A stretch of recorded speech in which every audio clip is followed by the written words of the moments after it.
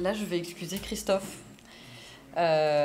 Christophe Jourdain, qui a un truc qui existe encore, donc qui a le Covid et qui peut pas qui peut pas intervenir, m'a-t-il dit. Donc il m'a envoyé sa présentation. Donc mon rôle maintenant, c'est de vous faire sa présentation. Je vous avoue que je vais pas être hyper à l'aise, c'est pas celle que je maîtrise le mieux, mais je vais quand même essayer. À moins que Christophe, si tu es en visio, tu peux intervenir à tout moment pour m'aider. Merci. Donc je crois, je vais avancer un peu vite, que Christophe voulait se présenter. Donc il a un parcours où il a bossé un peu chez Trust Joyce, chez Ossabois, chez IBS et chez Eloft. Et à travers tout ce parcours, il a vu la construction bois sous différents aspects, sous la préfabrication en tout cas sous différents aspects. Il y a le 1D, le 2D et le 3D. Alors je pourrais préciser, je pense que quand il travaillait chez Trust Joyce, on était plutôt sur les planchers. Chez Ossabois, chez IBS, il a plutôt travaillé sur les murs. Enfin, Trust Joyce, c'est peut-être plus la partie qui va appeler kitting juste après dans la présentation. C'est-à-dire faire des kits pour monter sur chantier. 2D, on est déjà sur de la préfa en atelier, et 3D, on est sur des modules avec murs et planchers.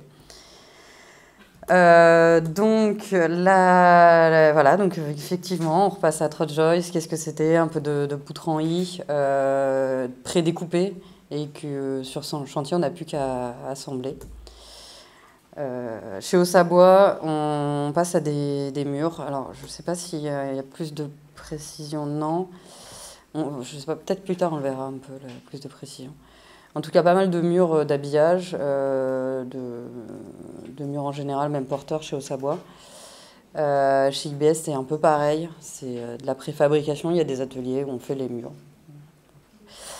Et puis maintenant, chez Eloft, il passe plutôt sur des modules 3D avec beaucoup d'intégration à l'intérieur des éléments techniques, des menuiseries aussi.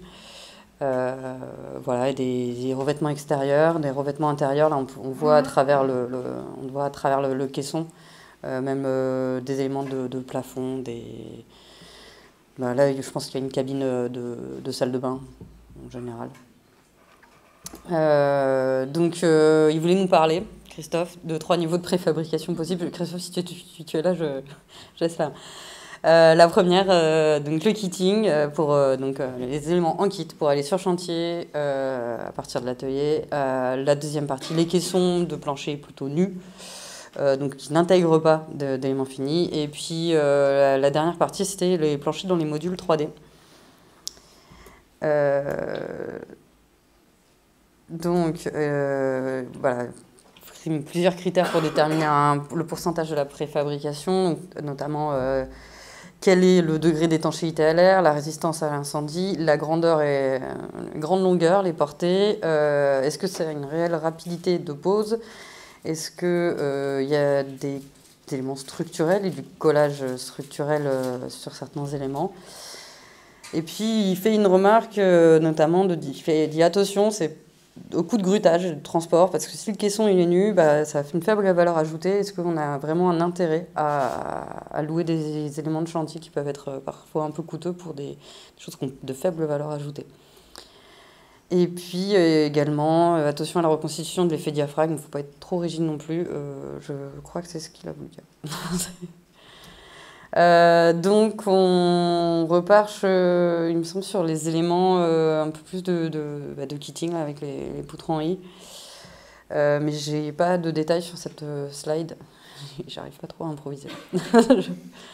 Voilà, je sais pas trop ce qu'il y a à vous dire. Pareil, il y a beaucoup de détails là, mais c'est vrai que c'est toute une partie sur des éléments de poutre en I.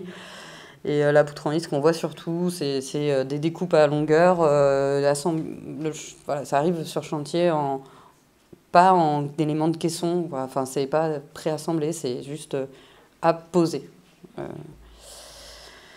Donc quelques détails de mise en œuvre que vous pourrez trouver. Alors, je sais pas chez qui les a extraits ces détails. Je pense que ce qu'il a voulu dire, c'est qu'il y avait une muraillère en lami bois ou en LVL, mais je ne sais pas non plus là, genre, pourquoi il a voulu dire ça. Ça, c'est des poutres, c'est un peu des poutres en I, c'est des poutres treillis à jouer, du coup qu'on va retrouver aussi en bois, avec dans la partie à jouer, c'est parfois du métal. Je ne vais pas te dire tout le temps. Ensuite, on va passer aux caissons nus, préfabriqués, notamment un plancher qui a été fait chez Metsawood, le plancher Ripa, avec du LVL collé. Et ensuite, il y a aussi un autre plancher qui a été fait par Placo et Matisse, qui s'appelle le plancher Azurtech, qui est un CLT nervuré, alors, comme on a vu un peu avant, qui avait des résistances au feu, avec l'intégration aussi, je crois, des placos, une acoustique renforcée, une diminution de la masse combustible mobilisable, avec notamment l'interface avec les placos. Voilà, et puis liberté architecturale sur le plafond et les luminaires. Et là, on va arriver à une partie où il présente un peu plus ce qui se fait chez eLoft, c'est-à-dire une préfabrication des modules 3D complète. Donc, mise en œuvre en atelier de tout ce qu'on peut faire sur chantier. Là, on équipe une muraillère de sabots pour ensuite mettre les éléments de plancher. Voilà, donc là on fait le plancher, on est toujours en atelier, donc pas besoin de travailler à l'échelle, pas travailler soumis aux intempéries, on est toujours à l'atelier, mais il va falloir le transporter aussi, ce qu'il nous a évoqué comme parfois contrainte. Dépose des fonds de plancher, et ensuite il y a la pose, je ne sais pas à quel moment, bon, il y a toutes les réservations pour les trémies aussi qui doivent être faites sur chantier. Et, on voit l'isolant, mais je sais qu'après on va le voir le poser. Voilà, après on pose les isolants aussi en atelier, et on va pouvoir poser le plancher, alors, les dalles de plancher dessus, avec quelques éléments de finition, notamment là le scotch, je pense d'étanchéité. C'est là où il nous parlait d'étanchéité juste avant. Voilà, et puis après, il monte les murs sur le caisson. C'est quand même plus à l'aise à l'atelier. Et on peut traiter les singularités toujours dans un environnement assez contrôlé. Il n'y a pas d'humidité, on ne va pas avoir mince, ce matin, il a plu. Voilà. Le scotch va pouvoir coller, on va pouvoir découper aux bonnes longueurs les éléments. Donc tant mieux. Voilà, donc un caisson qui est préfabriqué, et ensuite un caisson, enfin là on a une image de ce que c'est que le caisson posé sur deux autres caissons, je pense, dans les configurations.